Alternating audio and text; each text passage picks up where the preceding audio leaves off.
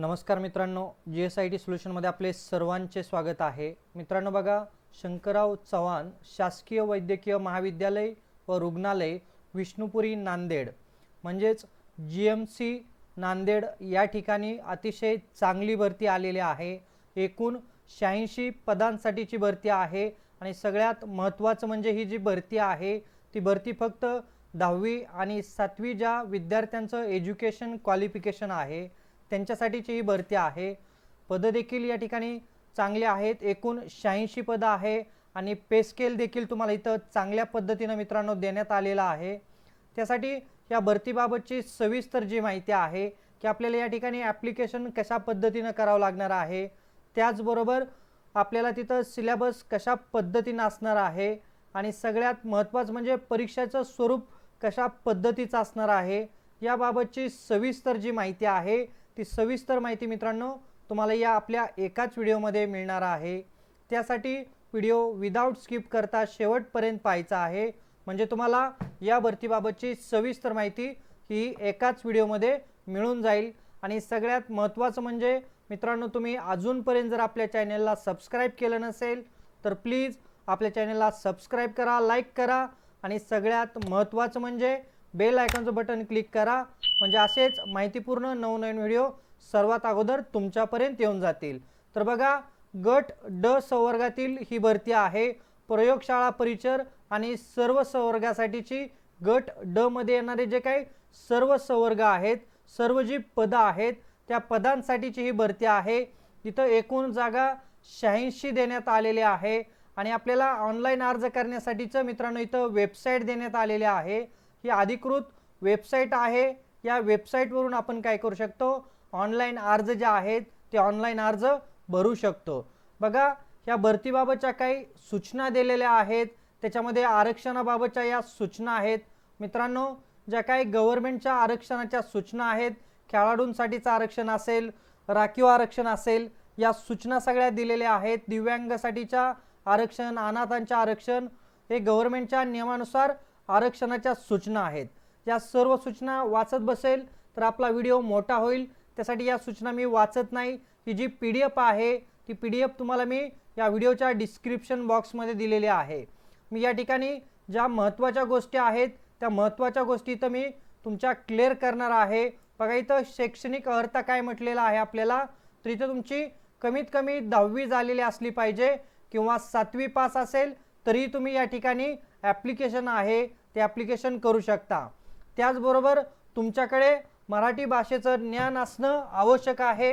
हे आपल्या सर्वांकडे मराठी भाषेचं ज्ञान असतं। आपण महाराष्ट्रातील सर्व विद्यार्थी आहोत, त्यामुळं मराठी भाषेचं ज्ञान आहे। त्याचबरोबर माजी सैनिकासाठीच्या शैक्षणिक पात्रता दिलेल्या आहेत। माजी सैनिक असेल ते देखील या ठिकाणी काय करू शकतात, ॲप्लिकेशन करू शकतात।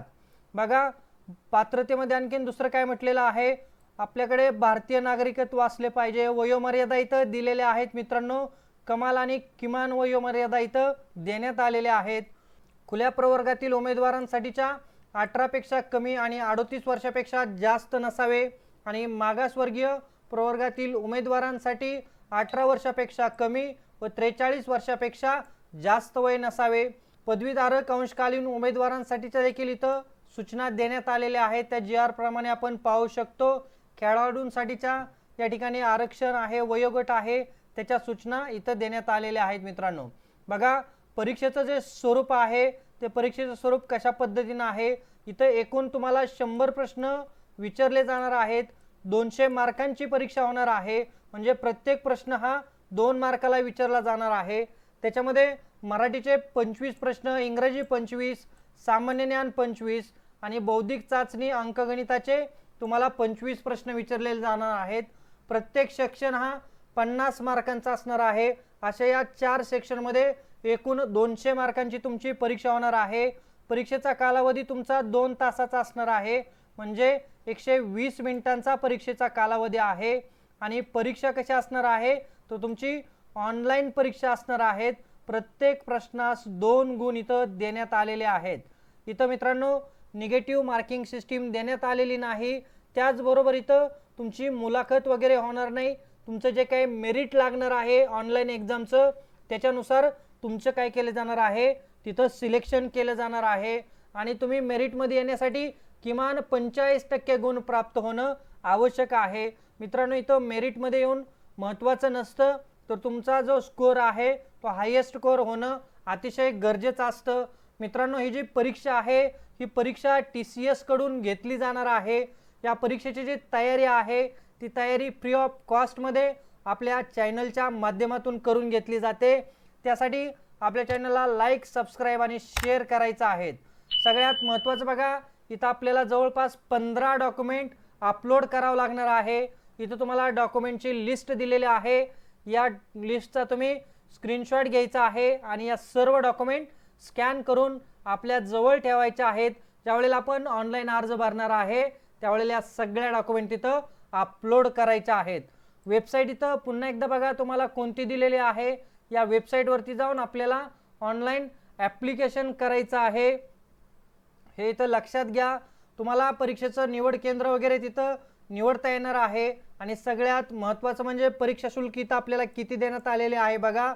खुल्या प्रवर्गासाठी 1000 रुपये परीक्षा शुल्क आहे आणि राखीव प्रवर्गासाठी 900 रुपये इथं परीक्षा शुल्क देण्यात आलेले आहे। परीक्षा शुल्क ही नॉन रिफंडेबल आहे, हे इथं लक्षात घ्या मित्रांनो। आणि आपल्याला परीक्षा शुल्क कशा पद्धतीने भरायचं आहे, तर ऑनलाईनच परीक्षा शुल्क आपल्याला इथं भरायचं आहे। ॲप्लिकेशन करण्याची तारीख बघा कधीपासून आहे, 26/4/2025 पासून ऑनलाईन ॲप्लिकेशन सुरू झालेले आहे आणि 16/5/2025 पर्यंत आपल्याला ऑनलाईन ॲप्लिकेशन भरायचे आहेत। इथं वेबसाईट देखील आपल्याला देण्यात आलेले आहे। या वेबसाईटवरती जाऊन आपण ऑनलाईन ॲप्लिकेशन हे भरू शकतो।